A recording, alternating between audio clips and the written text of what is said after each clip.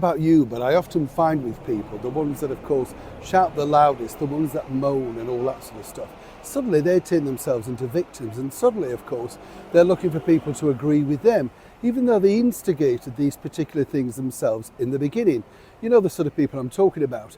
Narcissists, you can never disagree with them because they're always right about everything. And the other side of the coin is as well, unless you're agreeing with them, then of course you're cut off. And a lot of people have found that out, haven't they? With Meghan Markle, lots of friends just dismissed seemingly because they had a different opinion to hers. Now, as we know, Meghan earlier this year decided to launch her lifestyle brand as a sort of, whatever you want to call it, domestic goddess. That used to be the phraseology, didn't it? If somebody was doing that. Who remembers Shirley Conran's Superwoman book way back from the 70s? That was a huge seller. Nothing new, you see, it just goes a full circle. But as we now know, Meghan Markle has decided that she wants to take on this particular world that's currently inhabited, of course, by the brilliant Martha Stewart. Yes, of course, we know that she had a little bit of time out to do a little bit of time. Yes, nobody's perfect, right, Martha? Met you. And of course, Gwyneth Paltrow, who I've also met, was literally turned herself from being an Oscar winner into something very radical when you think, because I'm actually not quite sure what she's really selling. But nonetheless, allegedly, thousands of people making her a multimillionaire into the bargain are seemingly buying into this. But you see, as Meghan Markle decided to enter the fray, that's right, with her American Riviera orchard, things started to go wrong very quickly. And apparently, according to a very well-placed source who's now no longer in employment, well, yeah, she's been bullied and you're to blame. As ever, let me explain. Lovely to see you today. Thank you as ever for your time. This is a lovely area, isn't it? Look at these. Yeah, can you just see? Aren't these lovely? Can you imagine having to cut those? What if you got it the wrong side? I always have those sort of things, These are nice, aren't they? These trees here. Just a lovely area. We've been here before, of course. It's in Kensington Park, and it's where, well, many people come to exercise every day, hanging off the branches, yeah.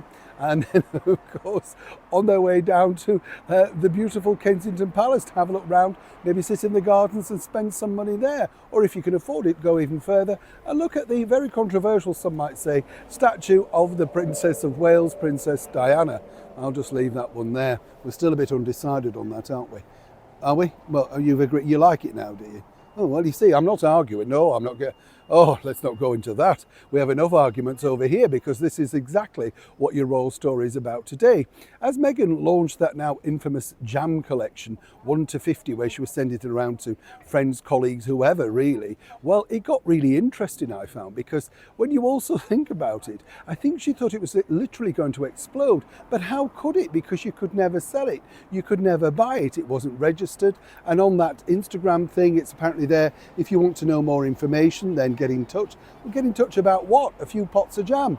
Well, according to the source now, Meghan apparently is going to be citing this as one of the reasons why she retreated so quickly with the jam pot. You see, apparently she was bullied online. Yes, allegedly. This is all because she felt that particularly the Duchy of Cornwall, who also decided to remind people they had their own jam range, well, that didn't go down too well. And if that wasn't enough, the Royal Collection Trust pointed out that they sell exquisite, beautiful jams too. Oh yes, you would have thought, well, that's okay, that's just two. No, even the house, Highclere Castle, which is the home, of course, of Downton Abbey, well, they decided to get in on the act too, letting the world know that literally everybody, was putting out jams, even Highgrove. And apparently this is the reason why Meghan felt that she had to retreat from this fray, simply because she didn't necessarily think it was the right moment to continue. And yes, of course, as I said at the start of this video, people were bullying her. This is the problem. There can only be one queen bee, particularly the Queen of Jams. And now, of course, in this, Meghan decided that, well, you were bullying her. And that's the reason why apparently she retreated from allowing, or indeed making sure the jams were seen by many other different celebrity friends.